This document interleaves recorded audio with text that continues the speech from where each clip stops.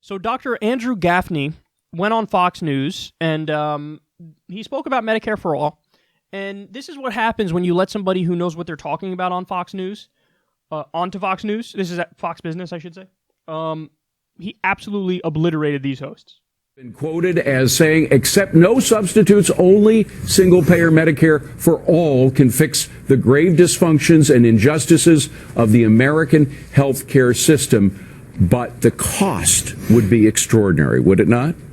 Well, I would argue that the cost is already much too much. I mean, we spend twice as much as other countries with other high-income nations. We're spending well more than we need to. And the reality is that single-payer systems are, in fact, less costly, more efficient. So we can actually save money by moving to a universal health care system. Dr. Gaffney, you know, we've talked on the show, there's a lot of pieces why we spend a lot here. Drug companies, advertising that are different than other countries. But you're a doctor. Someone asked you the doctor side. You signed this with a lot of doctors. I read some of your proposal.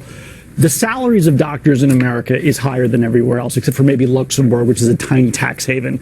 And not just, when you look at their salaries being higher, that also means they're probably doing more testing because a lot of their salaries are based on how they get the bill going up. They get cuts of that. How do you reduce that salary to levels of other countries to make this work? And also relate that to how doctors in America have to borrow all this money. They come out of school now. I've got a client with a huge loan portfolio, costs from residency, and only now is starting to make these gravy train money. How do you transition to a lower pay rate that you would have in another country? Well, I'd make 2 points. First, the biggest savings in moving to a single-payer healthcare system is in eliminating, or rather reducing, the enormous amount of waste in our health insurance industry. The overhead of private insurers is greater than 10%, traditional Medicare closer to 2%. So that's the biggest source of savings. And the second biggest source of savings is, as you said, high pharmaceutical costs. We spend twice as much on drugs than other high-income nations. So those are the two biggest ways you do it. But the doctor piece that you deal with, how do you address that? Frankly, you could move to a single-payer system in an affordable way and still pay doctors roughly comparable to what they're being paid now. It's not necessary. You can argue whether it's important or not. It's not necessary to achieve universal health coverage of the nature that we're describing. So you're saying the doctor rates would have to, the cuts have to come out of the healthcare, the drug cost, the hospital side, not the doctor side. And the administrative side is the biggest, number one. It doesn't have to. So, Dr. Gaffney, that's where it sounds like you would get the bulk of how to pay for this. I mean, George Mason University study estimates that a Bernie Sanders type of plan would cost over $32.6 trillion. Now, to put that into perspective, it nearly doubles the size of our already bloated federal government right now. So, don't we need more than just cutting back on those costs that you just mentioned in order to pay for this? So that study that you mentioned, it actually estimated that overall health care spending would be lower under single payer.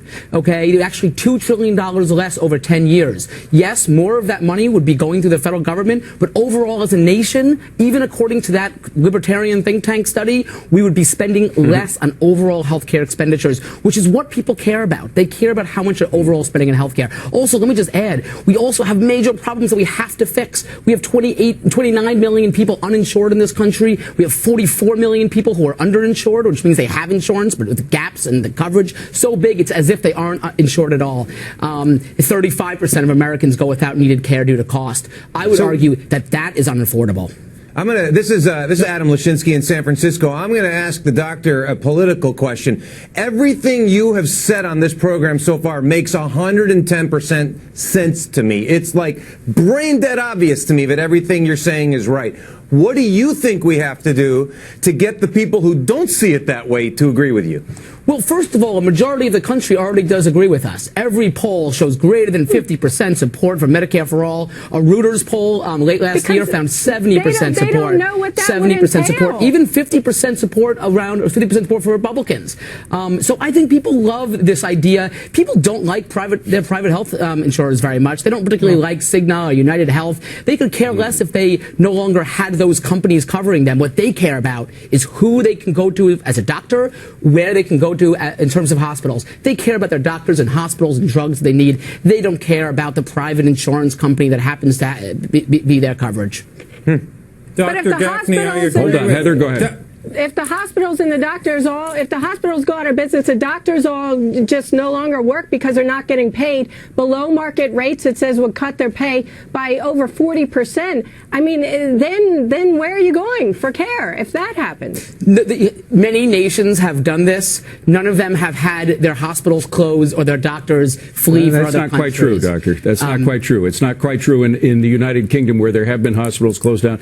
I would just ask specifically one thing about the United Kingdom, a country I know very well because my wife was there for a month after a stroke that she had in the supposedly the best brain care hospital that they had, Queen Square Hospital. It was filthy, Doctor. I was there for 1 month every single day. The equipment was falling apart.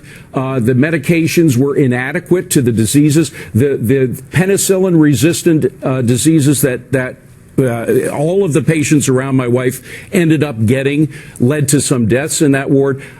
How can you guarantee that our quality of health care won't go down the way it has gone down in Great Britain as a result of their socialized system? Well, I think there's 3 points I'd make. I mean, first of all, I can't speak to your experience, but overall, the healthcare systems of these countries are quite high quality overall. They have higher life expectancies than we do. They have lower infant mortality. The number of penicillin-resistant diseases that they have in the United Kingdom is much greater than it is here. I see penicillin-resistant bacteria all the time in the intensive care unit. I've been at multiple hospitals in the United States. These are problems that exist everywhere. Again, I can't speak to your experiences, and I'm not trying to invalidate them, but overall, these nations achieve better results with less money. In fact, in the UK, people love their healthcare system. It's like a national religion. Hold on a second. Gary, go ahead. Has a highly popular healthcare system. Yeah. Dr. Gaffney, first of all, you were damned with faint praise by Adam. If, he was true to his word, he really would have been 125% behind this. Once you're over 100, why not? Our old friends don't listen to him. But here's my question. I am obviously going to be the opposite of Adam on this, and my question to you is, why can't the free market work? I'll give you an example. The only area inflation adjusted in the medical community where prices have actually come down is the only area where the market is allowed to work, and that's plastic surgery. I would argue that the medical market is basically a monopoly or an oligopoly in that it's the market cannot work at all. Doctors like yourself probably can't advertise. I can't compare prices. I can't go into a hospital and know what I'm going to pay before I go out. If the market could work like it does with auto insurance, there's no one out there that lacks for auto insurance, no matter their record, if they're willing to pay for it. Why can't we do that in health care? Why do you want to go to some centralized Soviet-run Medicare for all that you know is going to be inflated cost? I don't know it will be an inflated cost. I know it will be a lower cost, but let me push back. A true free market in healthcare is something no nation, no civilized nation would ever accept. You'd have people literally dying on the street because they couldn't afford the care. You can't have a free market in healthcare. When you think something is a right, that's something everybody should have, that people should have healthcare by virtue of being a human being, then you cannot leave it to the free market. That means that people who can afford it get it, and everybody else suffers. Incredibly impressive. He nailed it, and it was like, whatever. I don't know how many people were there, 4 versus 2 or something like that. Listen, it's actually easy to do what he's doing if you're familiar with all this information. Because it's not like these guys are coming up with these highfalutin arguments that you're going to struggle to respond to. It's all the same talking point bullshit responses. Oh my God, it's going to cost so much. Well, as Dr. Gaffney points out there, no, the cost would go down. They keep citing this this libertarian-funded study, and even according to that study, it saves $2 trillion. But when you go to a better study from the University of Massachusetts Amherst, that study says that over a decade, Medicare for All saves $5 trillion, not $2 trillion.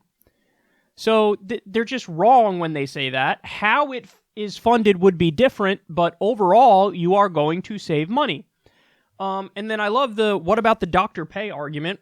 It's like, because one of his points was, you have these doctors who are in massive amounts of medical debt, and then they finally get paid, and you want to cut their pay. But hold on now. Another thing that we're pushing for is free college. Would I include, for people who want to become doctors, free medical school in there? Yes. So you wouldn't be in a tremendous amount of debt. And like, Dr. Gaffney said, you don't necessarily have to make it so that doctors are 100% going to be paid less. You could take most of the savings out of the administrative costs because the administrative costs are ridiculous under our private health insurance system. And then one of the points, just scaremongering nonsense, doctors will no longer work. That is true. There are no more doctors in Canada, no more doctors in the UK, no more doctors in Australia, and every developed country in the world has no more doctors. And then notice, after he defeats them on all of the quantitative, objective, macro picture points, what happens? One of them goes right to anecdotal story.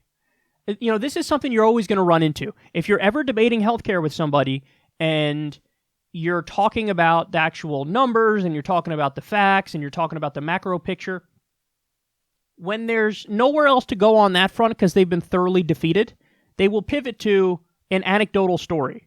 Oh, I remember my aunt's kid, that makes them your cousin, never mind. My great-grandma's friend went to a hospital in Canada and oh boy, was it a bad experience. Now, anecdotal stories as a general rule, toss them in the garbage. Because there's a reason why they defer to an anecdotal story, because they want something that seemingly proves their point without actually making their point using objective numbers, okay?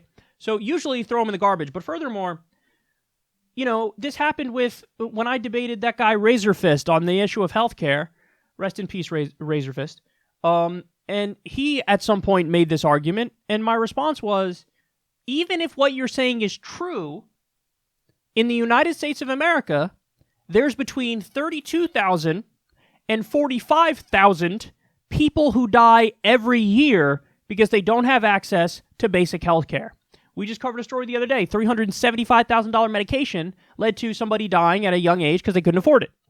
So they have these random, anecdotal stories, and the reality is we could have fucking 45,000 of them. There was somebody named Barbara who died because they couldn't get the health care they needed. There was somebody named Steve who died. We can go on and on.